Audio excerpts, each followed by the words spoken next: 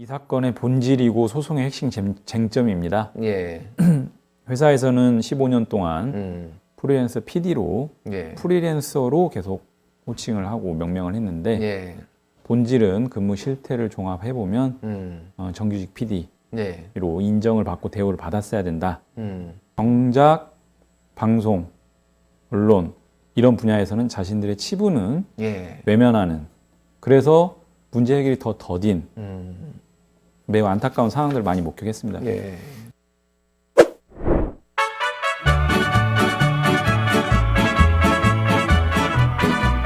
예, 한 주간의 언론 보도를 갈무리해서 평가도 해주시고 논평도 해주는 분들이 계시죠. 민얼련의 탈곡사들. 오늘은 박진솔 활동가 나오셨습니다. 안녕하세요. 안녕하세요. 예, 잘 지내셨죠? 네, 얼마 만이죠?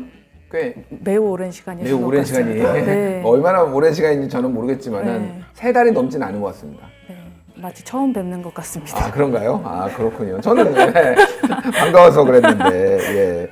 아, 요즘 어떻게 지내세요, 지금? 요즘 총선감시 시민연대 네. 총가면이라고 부르죠? 네, 지금 17일. 출발을 해서 네. 굉장히 바쁜 걸로 알고 있어요. 네, 굉장히 바쁜데 이제 일단 한 주차를 활동가들이 잘 적응을 한 것 같고요. 앞으로도 충실하게 보도를 감시하면서 뭔가 보도에 변화를 좀 줄 수도 있지 않을까 뭐 이런 생각도 하고 있습니다. 예, 좀 활동 기대해보고, 이번에는 좀 달라진 네. 그 언론들이 좀 뭐 관성대로 하는 이런 것들을 우리 총가면에서 열심히 감시를 해서 좀 바꿔봤으면 하는 그런 강한 바람이 있습니다.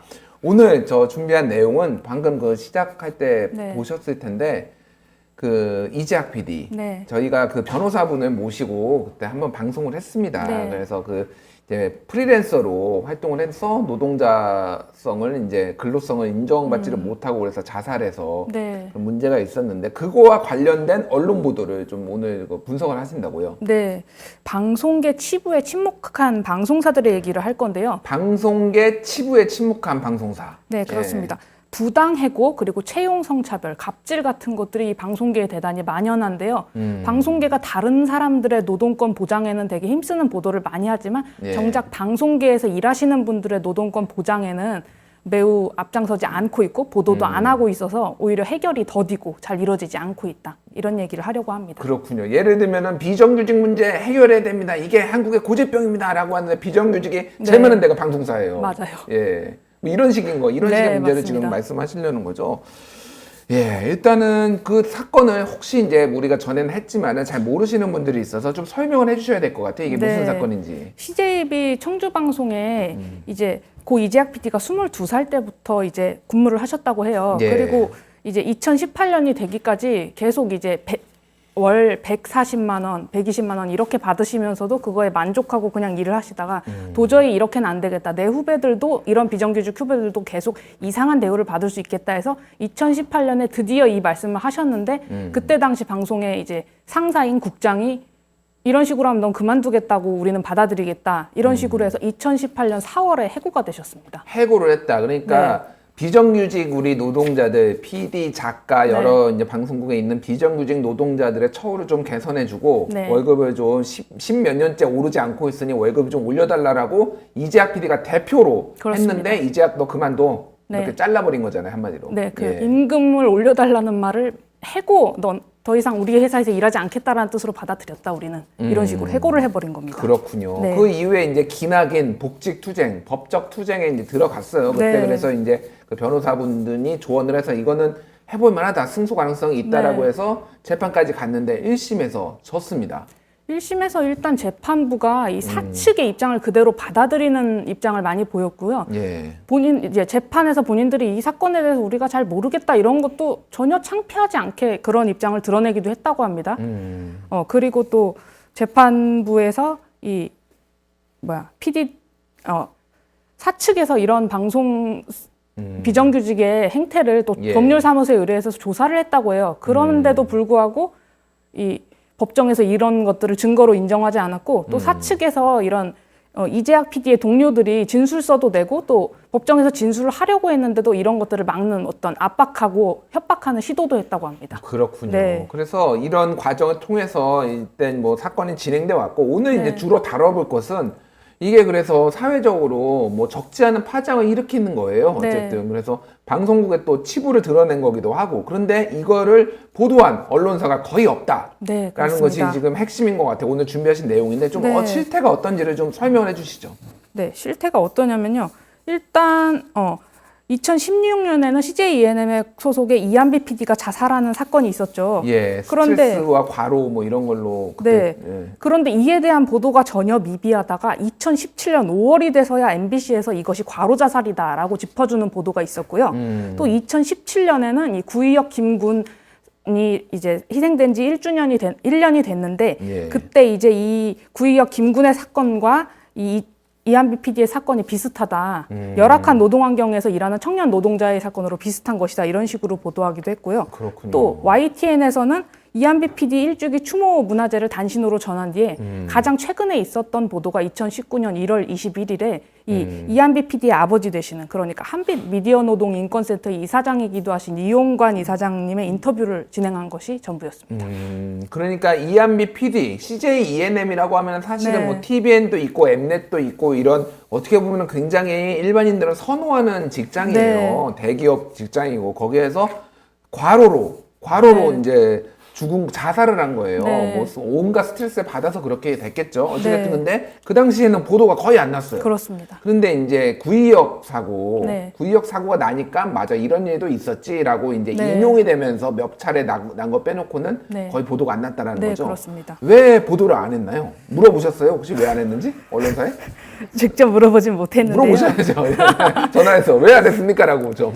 아무래도 이게 예. 방송사들이 서로 같은 그런 잘못된 짓을 계속 벌이고 있기 때문에 이게 그 방송사만의 문제가 아닌 것이죠. TVN 제작진만의 문제가 아닌 것이고 모든 방송사의 문제인데 그 방송사를 공격하는 것은 결국 스스로가 자기 얼굴에 침을 뱉는 격의 행동이기 때문에 그렇군요. 하지 못한 것이라고 볼 수 있는 거죠. 그렇게 추정을 할 수가 있군요. 네, 그게 네. 뭐 확인된 건 아니지만 어쨌든 모두가 이렇게 네. 노동 착취하고 52시간 안 지키고 막 네. 이렇게 막 스트레스 주고 이런 상황이 저거 우리가 보도하면은 네. 우리 내부의 문제도 불거질 수 있는 거 아니냐. 그렇습니다. 내로남불 또 뭐 이런 얘기 나올 수 있는 거 아니냐. 차라리 보도하지 말자. 네. 이렇게 한 것으로 추정이 된다라고 네. 볼 수 있는 거죠.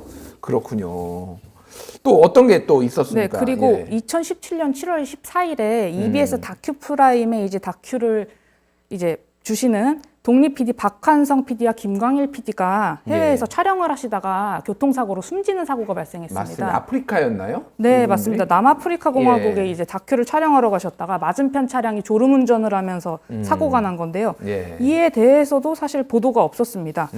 이 박한성 PD가 사실 이 촬영을 하러 나가시기 전에 예. 출국하기 전에 이 EBS가 우리가 제작비 명목으로 공공기관에 공모를 해서 받은 돈 1억 4천만 원에서 40%를 간접비 명목으로 받아갔다.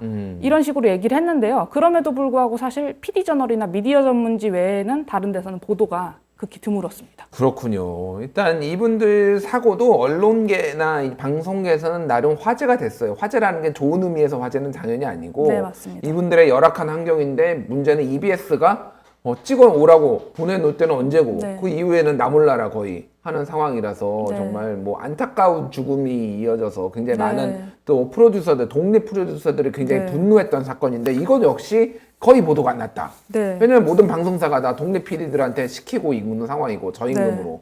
그래서 그런 뭐 사고 위험에 노출되더라도 보험에 들어주는 것도 아니고 네. 그렇게 그냥 하고 있는 상황이라는 거죠. 네. 그렇군요. 또 어떤 게 있었습니까? 2018년 1월에 이거는 아마 다들 아실 텐데요. 그 상품권 페이라는 문제가 불거졌습니다. 상품권 네. 페이. 월급을 문화상품권으로 준 건가요? 그게? 네, 그렇습니다. 예. 문화상품권이 아니고 백화점 상품권으로 백화점 준 상품권이요. 건데 좀 나은 건가요? 그럼 백화점 상품권이요? 문화상품권보다?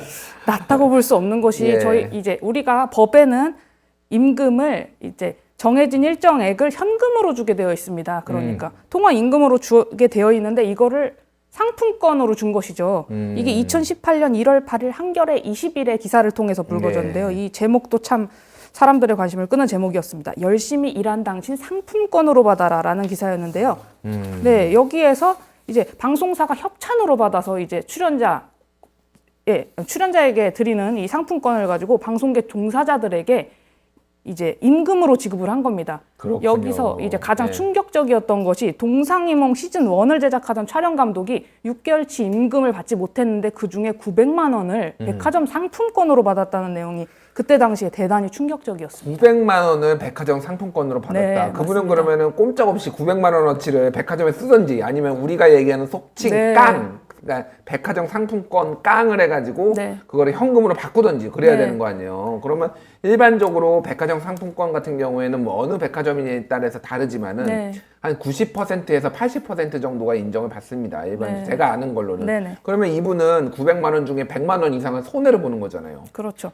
그리고 이게 더 충격적인 게 한겨레 20일에 이런 보도가 나왔으면 방송사가 스스로 시정하는 조치에 들어가는 것이 맞는데 예. 이 동상이몽을 연출했던 당시 PD가 이 촬영 감독에게 전화해서 당신이 폭로한 것 아니냐.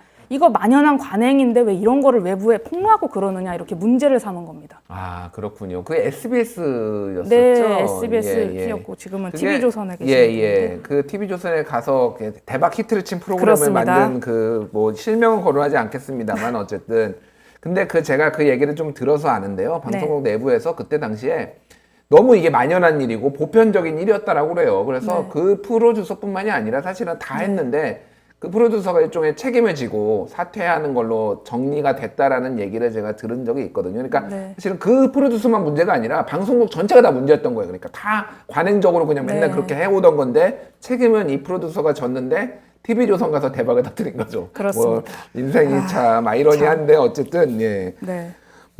그렇군요. 또 뭐가 있나요? 아, 이제 들으면 들을수록 우리 시청자 여러분들도 지금 황당하다. 막 그리고 뭐 굉장히, 이것을 왜 방송사들이 보도하지 않는지 모르겠는데요.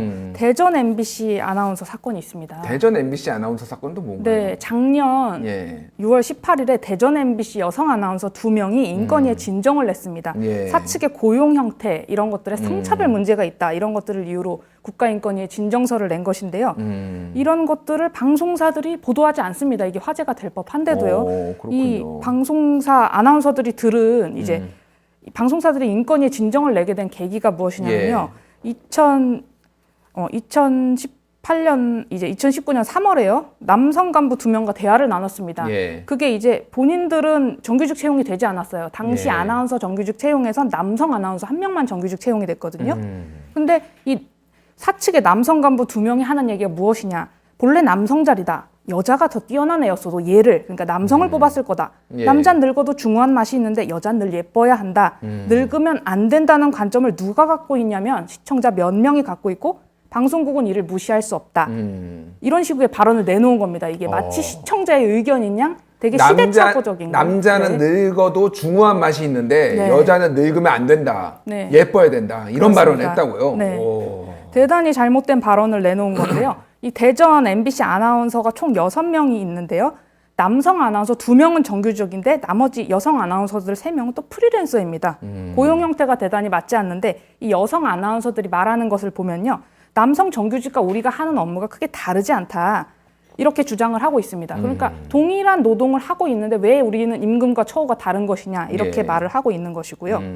예, 인권위 진정을 아나운서들이 낸 이후에 그렇다면 방송사가 시정 조치에 들어갔어야 하는데 그러지 않고 두 아나운서들을 모두 프로그램에서 하차시키고 각각 한 개의 프로그램에게만 이제 남기는 그런 식의 또 만행을 저질렀습니다. 그렇군요. 정말 그 뭐 아시는 분은 언론계나 방송에 계시는 분은 아실 텐데 그 지역 특히 지역 방송에 있는 아나운서 분들이 대부분 사실 프리랜서예요. 네. 정규직이 거의 없고 그래서 이분들이 겉으로 화면으로 보기에는 굉장히 화려하게 네. 잘 차려 입고 나오는 것 같지만은 굉장히 언제 이게 잘릴지 모르고 또 이런 성희롱적 발언이나 이런 네. 것들도 다 참아야 되는 굉장히 열악한 노동 환경에 노출되어 있거든요. 네. 그래서 이런 것도 이제 터질 게 터졌다 사실은. 그렇습니다. 나왔다라는 건데 문제는 언론에서 아무도 보도를 안 해요. 하지 않습니다. 예, 특히 방송사는 아무데도 보도를 안 했다는 거잖아요. 네. 이런 거는.